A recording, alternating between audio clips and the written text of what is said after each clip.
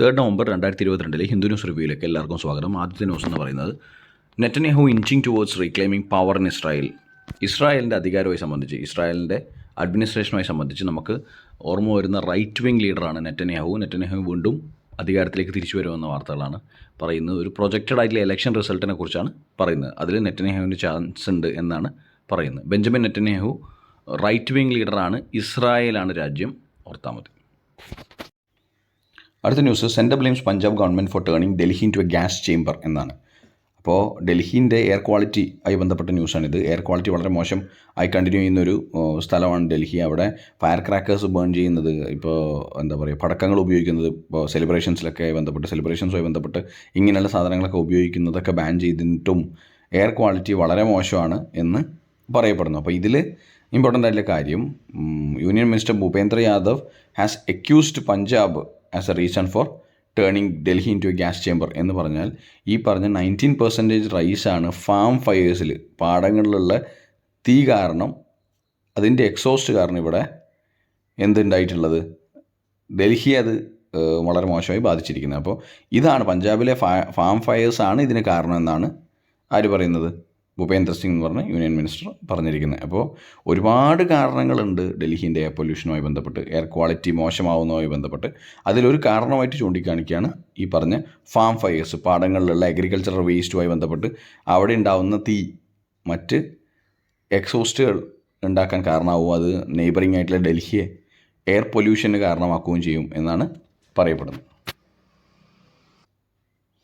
അടുത്ത ന്യൂസിൽ പറഞ്ഞിരിക്കുന്നത്, governor is trying to run a parallel government says Pinarayi Vijayan, Kerala chief minister പറഞ്ഞിരിക്കുന്നത്, ഗവർണർ ആരിഫ് മുഹമ്മദ് ഖാൻ ഒരു പാരലൽ ആയിട്ടുള്ള, ഇപ്പോഴത്തെ എക്സിസ്റ്റിംഗ് ആയിട്ടുള്ള ഇലക്റ്റഡ് ഗവൺമെൻറ്റിനെക്കാളും ഒരു പാരലൽ ഗവൺമെൻറ് റൺ ചെയ്യാനാണ് ഉദ്ദേശിക്കുന്നത്. അതുകൊണ്ടാണ് ഇങ്ങനെയുള്ള റിമാർക്സും അതുപോലെ തന്നെ കോൺട്രവേഴ്ഷ്യൽ ആയിട്ടുള്ള, അതുപോലെ കോൺസ്റ്റിറ്റ്യൂഷണലി വാലിഡ് അല്ലാത്ത റിമാർക്കുകൾ പറയുന്നു എന്നാണ് പറയുന്നത്. Kerala CM inaugurates LDF convention to protect higher education says repeated interventions made by Arif Muhammad Khan in the state universities are part of a plan to saffronise education.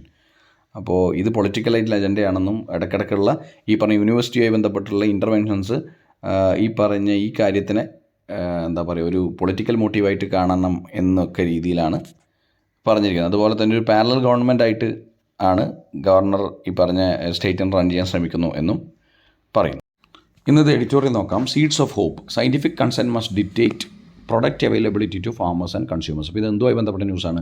Genetically modified ആയിട്ടുള്ള മസ്റ്റാർഡ് സീഡുമായി ബന്ധപ്പെട്ട ന്യൂസാണ്. ഇത് അവൈലബിൾ ആക്കാൻ പോവുകയാണ്. വളരെ ഇമ്പോർട്ടൻ്റ് ആയിട്ടുള്ള ന്യൂസാണ്. കാരണം എന്തിനാണ് ഈ ജെനറ്റിക്കലി മോഡിഫൈഡ് മസ്റ്റാർഡ് കൊണ്ടുവരുന്നതിൻ്റെ റെലവൻസ്?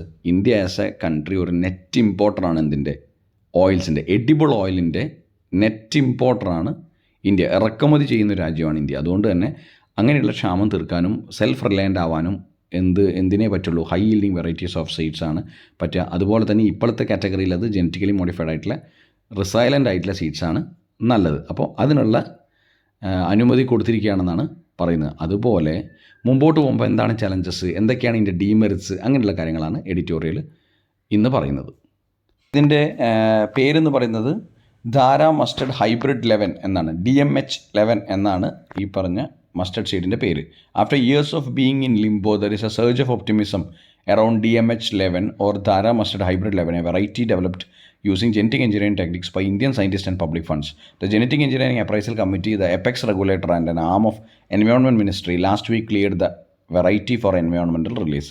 അപ്പോൾ ഒരുപാട് നാളത്തെ കാത്തിരിപ്പിന് ശേഷം DMH11 എന്ന ജെനറ്റിക്കലി മോഡിഫൈഡ് ആയിട്ടുള്ള മസ്റ്റർഡ് സീഡ് എൻവയോൺമെൻറ്റൽ റിലീസിന് വേണ്ടി genetic engineering appraisal committee clearance കൊടുത്തിരിക്കുകയാണ് എന്നാണ് പറയുന്നത്. ഇമ്പോർട്ടൻ്റ് ആയിട്ടുള്ള കാര്യമാണ്. കാരണം ഈ പറഞ്ഞ ഇന്ത്യയുടെ നീഡ്സ് ഫുൾഫിൽ ചെയ്യാൻ വേണ്ടിയിട്ടാണ് ഇങ്ങനെയുള്ള high yielding varieties of seeds മുമ്പോട്ട് പോകുന്നത്. ഈ എൻവയോൺമെൻറ്റൽ ക്ലിയറൻസിന് ഒരു ഇമ്പോർട്ടൻസ് ഉണ്ട്. കാരണം ഇത് ഏത് രീതിയിലും ഒരു ഹസാർഡായി മാറാൻ പാടില്ലാത്ത ഒരു ഇമ്പോർട്ടൻ്റ് ആയിട്ടുള്ള കാര്യം ഓർത്ത് വെക്കാനുള്ളത്, ഏത് ബോഡിയാണ് ജെനറ്റിക്കലി മോഡിഫൈഡ് ആയിട്ടുള്ള ക്രോപ്സിന് അപ്രൂവൽ കൊടുക്കുന്നത് എന്നതാണ്. ഏതാണ് body? Genetic engineering appraisal committee under ministry of environment ആണ് ഏതിന് അപ്രൂവൽ കൊടുക്കുന്നത്? ജെനറ്റിക്കലി മോഡിഫൈഡ് ആയിട്ടുള്ള ക്രോപ്സിന് എൻവയോൺമെൻറ്റൽ ക്ലിയറൻസ് കൊടുക്കുന്നത്. അപ്പോൾ ഇതിലൊരു ഇമ്പോർട്ടൻ്റ് ആയിട്ടുള്ള കാര്യം, despite having varieties of mustard, India continues to be a net oil imported due to poor yields. നമ്മൾ പറഞ്ഞു കഴിഞ്ഞു, തീരെ പ്രൊഡക്ടിവിറ്റി ഇല്ലാത്ത വെറൈറ്റീസ് ഓഫ് സീഡ്സ് കാരണം ഇപ്പോഴും ഇന്ത്യ എന്താണ്, എഡിബിൾ ഓയിൽ ഇമ്പോർട്ട് ചെയ്യുന്ന ഒരു രാജ്യമാണ്, അതായത് ഇറക്കുമതി ചെയ്യുന്ന രാജ്യമാണ്. ഉക്രൈൻ വാറൊക്കെ ഈ പറഞ്ഞ ക്രൈസിസിനെ കൂട്ടിയിട്ടേ ഉള്ളൂ. Despite long trials, mustard hybrids have not been made into Indian farmers because of activists opposed to genetic modification technology in principle, and some farmer groups believe that to be dangerous. അപ്പോൾ രണ്ട് കാരണങ്ങളാണ് ഇത് role out ചെയ്യാനുള്ളൊരു ബുദ്ധിമുട്ടായിട്ട് പറഞ്ഞിരിക്കുന്നത്. ഒന്ന്, ഒരുപാട് വർഷത്തെ ട്രയൽ. രണ്ട്, ഈ പറഞ്ഞ മസ്റ്റർഡ് ഹൈബ്രിഡ്സ് ചില ഫാമേഴ്സ് എന്താണ് ഈ പറഞ്ഞ അവൈലബിൾ ആയിരിക്കില്ല ഫാമേഴ്സിന്. എന്തുകൊണ്ട്? ആക്ടിവിസ്റ്റുകൾ പറയുന്നത് ഇത് ഡേഞ്ചറസ് ആണെന്നാണ്. ഇത് എന്താ പറയുക, എൻവയോൺമെൻറ്റിന് റിലീസ് ചെയ്ത് കഴിഞ്ഞ് കഴിഞ്ഞാൽ വളരെ മോശമായിട്ടുള്ള അഡ്വേഴ്സ് എഫക്ട്സ് ഉണ്ടാക്കും എന്ന് പറയുന്നു. അതുപോലെ തന്നെ ചില ഫാമേഴ്സ് വിചാരിക്കുന്നത് ഇത് അവർക്ക് ഡേഞ്ചറസ് ആയിരിക്കും എന്ന് വിചാരിക്കുന്നു. അപ്പോൾ ഒരു lack of knowledge, lack of awareness, അതും ഈ പറഞ്ഞ കാര്യമായിട്ട് പ്രിവെയിൽ ചെയ്യുന്നുണ്ട്. അപ്പോൾ ഇതാണ് ചലഞ്ചസ് ആയിട്ട് പറയുന്നത്. ഒരുപാട് വർഷത്തെ റിസർച്ച് എടുക്കും. അതുപോലെ തന്നെ എൻവയോൺമെൻ്റലി ക്ലിയർ ചെയ്താൽ തന്നെ ഈ പറഞ്ഞ ആക്ടിവിസ്റ്റുകൾ അതിനെ ഓപ്പോസ് ചെയ്യുമെന്ന് പറയുന്നു. ഇതിലൊരു പ്രീവിയസ് ഇൻസിഡൻറ്റ് പറയുന്നുണ്ട്. Genetic engineering appraisal committee BT ബ്രിഞ്ചാളിനെ, ഈ ഒരു ഫുഡ് ക്രോപ്പിനെ, BT ബ്രിഞ്ചാൾ എന്ന് പറഞ്ഞൊരു ജനറ്റിക്കലി മോഡിഫൈഡ് ക്രോപ്പിനെ ഈ പറഞ്ഞ റോൾ ഔട്ട് ചെയ്യാനുള്ള ക്ലിയറൻസ് കൊടുത്തിട്ടും അതിന് ലാർജ് സ്കെയിൽ ഓപ്പോസിഷനാണ് ഈ പറഞ്ഞ ആക്ടിവിസ്റ്റുകളുടെ ഭാഗത്തു നിന്നുണ്ടായിട്ടുള്ളത് എന്ന് പറയുന്നു.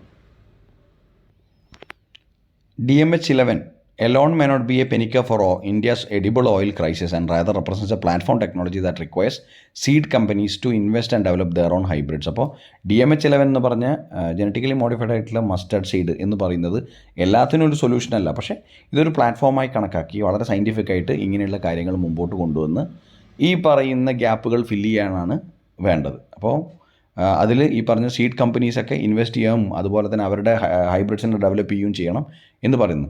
To signal transformation the government must second the approval by GEAC and restore the system whereby scientific consent rather than political consideration determines the availability of products to farmers and consumers. ഇതിൽ പറഞ്ഞിരിക്കുന്നത് എന്താണ് government ചെയ്യേണ്ടത്? Scientific ആയിട്ടുള്ള കൺസെൻറ്റാണ് ആവശ്യം, political consideration അല്ല. കാരണം ഇങ്ങനെയുള്ള കാര്യങ്ങൾ ലോങ് ടേം ബെനിഫിറ്റ് ഉണ്ടാക്കുന്ന കാര്യങ്ങൾ. അതുകൊണ്ട് തന്നെ ഫാമേഴ്സിനും അതുപോലെ തന്നെ കൺസ്യൂമേഴ്സിനും പ്രൊഡക്ട്സിന് അവൈലബിൾ ആക്കുന്നത് എന്ത് രീതിയിലായിരിക്കണം? സയൻറ്റിഫിക് ആയിട്ടുള്ള ഇവാലുവേഷൻ കഴിഞ്ഞിട്ടായിരിക്കണം, അല്ലാതെ പൊളിറ്റിക്കൽ കൺസിഡറേഷനായിട്ട് പാടില്ല എന്ന് പറയുന്നു. അപ്പോൾ ബേസിക്കലി ഈ സീഡ് ഓഫ് ഹോപ്പ് എന്ന് പറഞ്ഞ എഡിറ്റോറിയൽ ഡീൽ ചെയ്യുന്നത് ജനറ്റിക് എഞ്ചിനീയറിംഗ് അപ്രൈസൽ കമ്മിറ്റി ഈയിടെ അപ്രൂവൽ കൊടുത്ത DMH11 എന്ന ധാരാ മസ്റ്റർഡ് ഹൈബ്രിഡ് 11 എന്ന ജനറ്റിക്കലി മോഡിഫൈഡ് ആയിട്ടുള്ള മസ്റ്റർഡിനെ കുറിച്ചാണ്.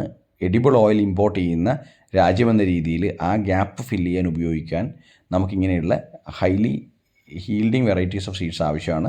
അതുപോലെ ഇത് ഫാമേഴ്സിനും കൺസ്യൂമേഴ്സിനും അവൈലബിൾ ആക്കാൻ വേണ്ടി ഈ ചലഞ്ചസ് മറികടന്ന്, ആക്ടിവിസ്റ്റിൻ്റെ ഓപ്പോസിഷൻ മറികടന്ന് നമുക്ക്